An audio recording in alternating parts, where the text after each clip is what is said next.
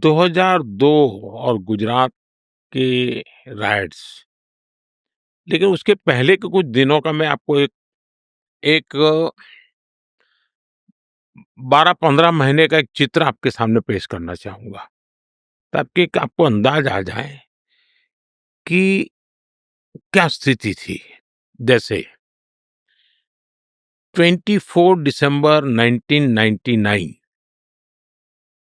यानी 3 साल पहले की बात है। काठमांडू से दिल्ली जो फ्लाइट आ रही थी, वो हाईजैक कर के अफ़गानिस्तान ले जाया, कंधार में ले गए और भारत के सैकड़ों यात्रियों को बैन बनाया गया। पूरे भारत में एक बहुत बड़ा तूफ़ान था, लोगों की ज़िंदगी और मौत का सवाल था।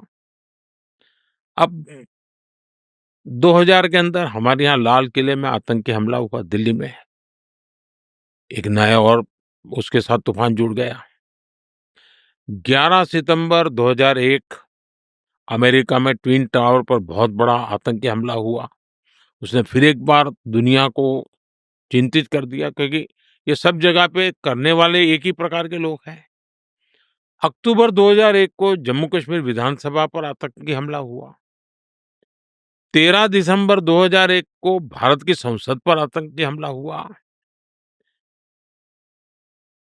यानी आप उस समय के एक 8-10 महीने की घटनाएं देखिए, वैश्विक स्तर की घटनाएं, आतंकी घटनाएं, खून खराबे की घटनाएं, निर्दोष लोगों की मौत की घटनाएं।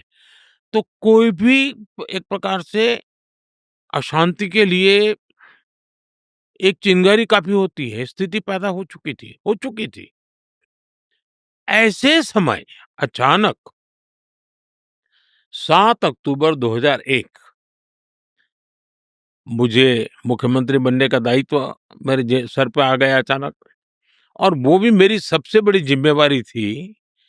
गुजरात में जो भूकंप आया था, उस भूकंप के रिहैबिलिटेशन के लिए बहुत बड़ा काम था, और पिछली शताब्दी का वो सबसे बड़ा भूकंप था। हजारों लोग मारे गए थे। तो एक काम के लिए मेरे लिए सीएम का काम मेरे जिम्मे आ गया। बहुत महत्वपूर्ण काम था, और मैं शपथ लेने के बाद पहले दिन से इस काम में जुड़ गया था। मैं एक ऐसा व्यक्ति हूँ जो कभी सरकार नाम से मेरा कोई रिश्ता नहीं रहा। मैं सरकार में कभी रहा नहीं। मैं सरकार क्या होती है जानता नहीं था। मैं कभी एमएलए नहीं बना, मैं कभी चुनाव नहीं लड़ा। मुझे जीवन में पहली बार चुनाव लड़ना पड़ा। मैं 24 फरवरी 2002 मैं पहली बार एमएलए बना, एक अ, चुना हुआ जनप्रतिनिधि बना, और मैं पहली बार 24 तारीख को या 25 तारीख को या 26 तारीख को गुजरात विधानसभा में मैंने पैर रखा।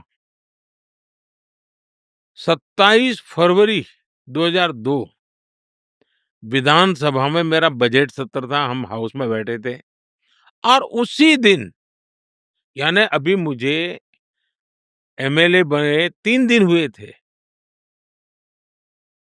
और गोधरा की घटना हो गई, और भयंकर घटना थी। लोगों को जिंदा जला दिया गया था। आप कल्पना कर सकते हैं कि जो कंधार के विमान अपहरण को, या पार्लियामेंट पर का हमला कहो, या 9/11 कहो, ये सारी घटनाओं का बैकग्राउंड हो, और उसमें एक इतनी बड़ी संख्या में लोगों का मर जाना, जिंदा जला देना, आप कल्पना कर सकते हैं कि स्थिति कैसी होगी। कुछ भी नहीं होना चाहिए, हम भी चाहते हैं, कोई भी चाहेगा, शांति ही रहनी चाहिए। दूसरा जो कहते हैं ये बहुत बड़े राइट वगैरह, तो ये भ्रम फैलाया गया है।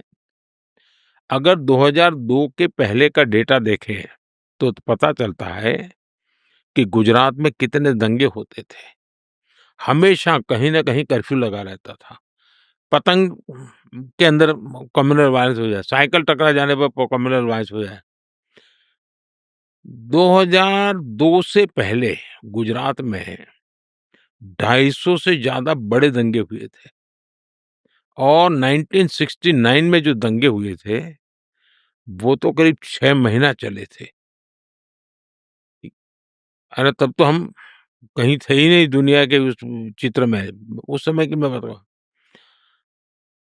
और इतनी बड़ी घटना एक ऐसा स्पार्किंग पॉइंट बन गया कि कुछ लोगों की हिंसा हो गई, लेकिन न्यायालय ने उसको बहुत डिटेल में देखा है, लंबे अरसे और उस समय हमारे जो विरोध के लोग हैं वो सरकार में थे और वो तो चाहते थे कि हम पर जितने आरोप लगे थे हमको सजा हो जाए।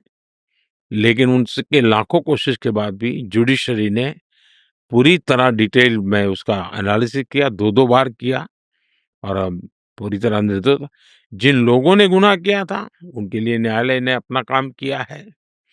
लेकिन सबसे बड़ी बात है, जिस गुजरात में साल में